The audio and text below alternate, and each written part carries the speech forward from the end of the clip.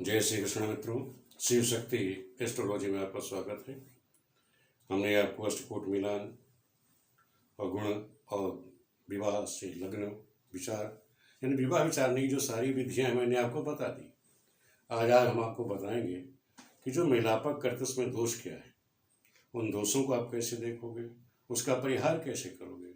क्योंकि कोई भी यजमान हमारा कुंडली लेकर हमारे पास आया, हम ज्योतिष के पास, तो हमारी ड्यूटी क्या है, सर्वप्रथम हमारी नज़र कहाँ पड़नी चाहिए, किन दोषों पर पड़नी चाहिए कुंडली के, उसका विचार। क्योंकि अब मैंने आपको सारी चीज़ सिखा दी है, अब मैं आपको प्रैक्टिकल बताने जा रहा हूँ कि हमारी नज़र होनी कहाँ चाहिए।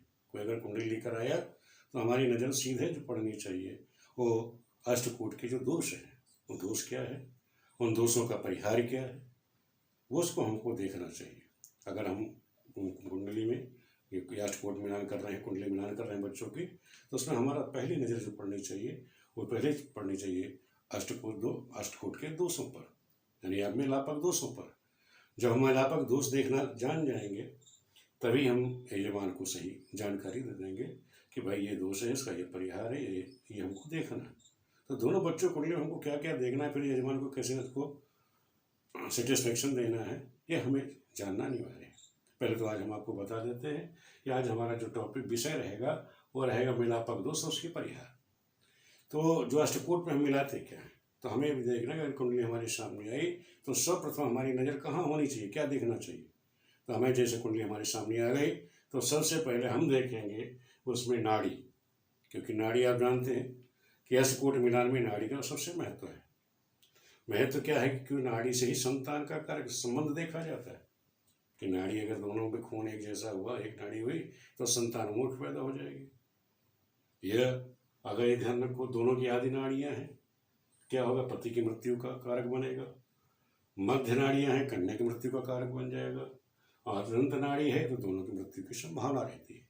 तो इसलिए ध्यान रखो, कोई भी वर्ग हो, कोई भी जाति हो, उसमें नाड़ी का जो है विशेष आप लोग ध्यान रखेंगे कि नाड़ी विचार का। वैसे जब कुंडली आप देख रहे हैं, ध्यान रखो, राशि पुकारने के नाम से आप विवाह बना रहे हैं तो कोई चिंता नहीं, लेकिन अगर आप जन्म कुंडली मिला रहे हैं तो वहाँ पर अगर आप नाड़ी संबंधी कोई लापरवाही नहीं करेंगे।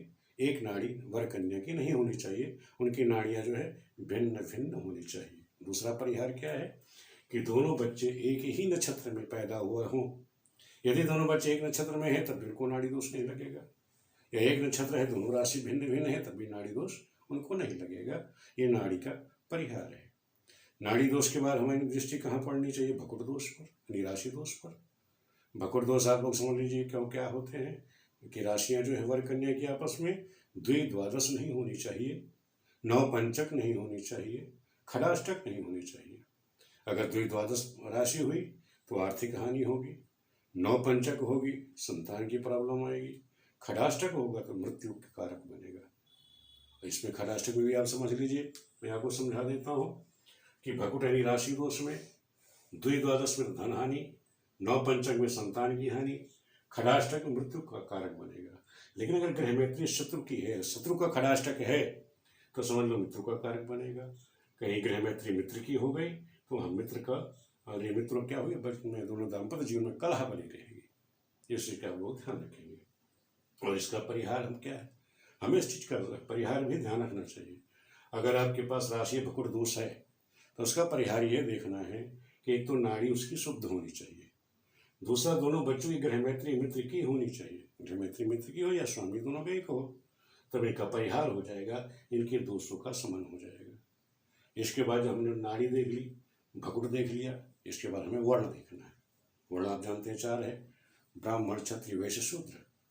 तो हमेशा ध्यान रखो, लड़के का वर्ण हमेशा ऊंचा होना चाहिए, कन्या का वर्ण नीचा होना चाहिए।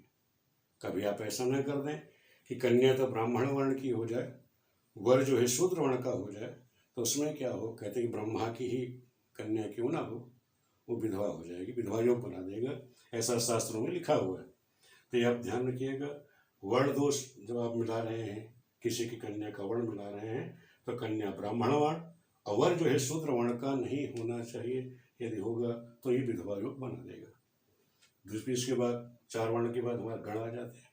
गण तीन प्रकार के हैं, देवता, मनुष्य और राक्षस। तो ये ध्यान रखो, गण देश में आप क्या देखेंगे कि जैसे देवता राक्षसों कलह, अगर देवता राक्षस आपस में पड़ रहे हैं उनमें आपस में कलेश रहेगा, कलह होगी। राक्षस मनुष्य है तो ये घातक रहता है, प्राण के लिए घातक है। तो ये चाहे वर कन्या हो कन्या वर हो, तो वहाँ पे राक्षस मनुष्य गण नहीं होना चाहिए। इसके बाद हमने आपको पिछले उसमें बताया था तारावल निकालना, कि कन्या के नक्षत्र से लेके वर के नक्षत्र तक, फिर वर के नक्षत्र से लेके कन्या के नक्षत्र तक आप गिने, उसको 9 से आप भाग कर दीजिए। अगर 3, 5, 7 आता है तो वो तारा अशुभ होगा, और 1 है, 2 है, 4 है, 6, 7, 8, 9 या 0 आ जाए तो वो तारा आपकी शुभ होगी। बच्चों की तारा वो शुभ होती है। इसके बाद हमें छठी चीज क्या देखनी है? योनि। पहले हमने देखा नंबर 1 पे नाड़ी, नंबर 2 पे भटुक, नंबर 3 पे वर्ण, नंबर 4 पे गण, फिर हम देख रहे हैं तारावल। तारावल के बाद हम आ गए योनि पे। अब योनियां ध्यान रखें कि योनियों में आपस में बैर नहीं होना चाहिए। जब हम किसी के गुण मिलान कर रहे हो, दोष देख रहे हैं कुंडलियों में, तो ये ध्यान रखो योनि दोष आपस में नहीं होना चाहिए, वैर नहीं होना चाहिए। का क्या है? अष्ट महिष नहीं होना चाहिए। अष्ट माने घोड़ा, महिष माने भैंस, यानी भैंस में और घोड़े में बैर है। गज और सिंह में यानी हाथी में और शेर में बैर है। मेढा वानर में, मेढा भेड़ हो गया, वानर में आपस में बैर है। सर्प नकुल में, सांप और नेवले में बैर है। स्वान यानी कुत्ता हो गया हिरण में, स्वान हिरण में बैर होगा। मार्जार और चूहा, मार्जार और मूषक, यानी कहीं मार्जार लिखा है मूषक लिखा है तो इनका आपस में बैर होगा। गौ व्याघ्र में ये नहीं होना चाहिए।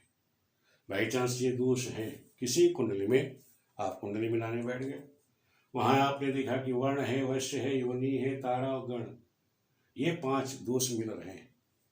ये 5 दोष आपको कहीं मिल रहा है किसी कुंडली में, लेकिन उसकी ग्रह मैत्री मित्र की है।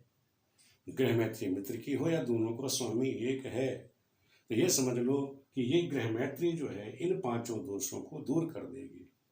पुनः समझ लीजिए, किसी भी कुंडली में आपको वर्ण दोष, वैश्य, योनि, तारा और गण, ये 5 दोष आपको मिल गए, और ग्रह मैत्री अगर मित्र की मिल जाती है या दोनों का स्वामी एक है, तो ये समस्त दोषों को समाप्त कर देगा। ये इसका परिहार है। तो इस तरह से आपको मैंने बता दिया कि नाड़ी, भकुट, तारा और गण का परिहार कैसे देखेंगे और कैसे डिसीजन लेंगे अष्टकूट के लिए। इसके बाद हमारी नज़र कहाँ पड़नी चाहिए? ग्रहों का मिलान। क्योंकि सभी लोग क्या करते हैं, 90% पंडित लोग यही करते हैं, केवल अष्टकूट मिलाया, गुण मिलाया कि 36 में 18 गुण हो गए, शादी अच्छी बन रही है, विवाह कर दीजिए। लेकिन ये अधूरा काम है। जो समाज में दिक्कत आ रही, परेशानी आ रही, ज्योतिष से लोगों का विश्वास हट रहा है, उसका कारण यही है कि हम लोग पूर्ण ज्ञान नहीं लेके चलते। इसके बाद हमारी ड्यूटी बनती है ग्रहों के मिलान पे। जब तक वर कन्या के आपस में ग्रह मिलान नहीं किए जाते तब तक वो सही नहीं होता। तो उसमें हमें ग्रह मिलान में क्या करना है, ध्यान रखना है। ये ध्यान रखो, सूर्य ग्रह जो है, सूर्य जो है सबसे क्रूर ग्रह है। लेकिन जब हम दाम्पत्य जीवन मिलाते हैं, कुंडली मिलाते हैं, उसमें ध्यान रखो मंगल सबसे ज़्यादा शुभकारी होता है। मंगल को विवाह में क्रूर ग्रह माना गया है। तो ध्यान रखो, शुभ ग्रह हमारे पास है चंद्र, बुध, गुरु, शुक्र। ये तो हमारी 4 ग्रह जो है शुभ ग्रह हैं। पाप ग्रह क्रम से आप ध्यान रखिए, सबसे ज़्यादा शुभकारी मंगल होता है, फिर शनि, फिर राहु, फिर केतु, फिर सूर्य। ये अशुभ ग्रह हैं और इनका जो प्रभाव है, मंगल हमेशा 100% अशुभ फल देगा विवाह के कार्य में। कुंडली में कहाँ बैठेगा, क्या अशुभ फल देगा, मैं बताता हूँ। मंगल 100% अशुभ फल देगा, शनि 75%, राहु 60%, केतु 50% और सूर्य जो है 25% अशुभ फल देता है।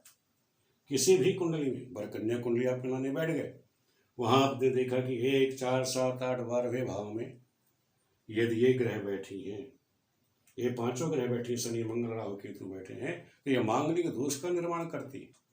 ये जरूरी नहीं कि मंगल ही 1, 4, 7, 8, 12 बैठा और मंगली होगा। ये आप ध्यान रखो, ये ग्रह भी जो पाप ग्रह हैं, ये भी अगर 1, 4, 7, 8, 12 भाव में बैठेंगे तब भी अशुभ फल ही देती हैं। इसलिए दाम्पत्य जीवन यानी कुंडली मिलाते समय इस चीज़ का आप विशेष ध्यान रखेंगे। दूसरा, आप लोग क्या कहते हैं कि कुंडली मिलाई, लग्न कुंडली में देख लिया कि लग्न कुंडली में मंगल मांगलिक दोष बन रहा है, तो आपने तो मांगलिक दोष घोषित कर दिया। लेकिन आप चंद्र कुंडली नहीं देखते। अब भाई मंगल ये देख रहे हो कि अगर लग्न कुंडली से कोई मंगली बन रहा है तो समझ लो 100% वो मंगली है। कोई चंद्र कुंडली से मंगली बन रहा है तो समझ लो 50% मंगली है, कोई शुक्र कुंडली से मंगली बन रहा है तो समझ लो 25% मंगली है। तो इस तरह आप लोग आकलन करेंगे, मंगली का जो आकलन करेंगे इस प्रकार से आप लोग इसका आकलन करेंगे। और दूसरा, अब जब मंगली दोष देख लिया, ग्रहों को देख लिया, तो इसका परिहार आपके दिमाग में होना चाहिए कि इसका हमें परिहार लड़का लड़की की कुंडली में देखें कि उनका दाम्पत्य जीवन सही रहे। उसके लिए आप परिहार क्या देखेंगे, ये देखेंगे जहाँ पर मंगल, जैसे ये सभी ग्रह मंगल है, शनि है, राहु, केतु, सूर्य 1, 4, 7, 8, 12वें भाव में, इन भाव में जितने भी पाप ग्रह बैठे हों उतने ही पाप ग्रह कन्या की कुंडली में, यदि कन्या मंगली योग बन रहा है तो लड़की कुंडली में उतनी ही पाप ग्रह होनी चाहिए।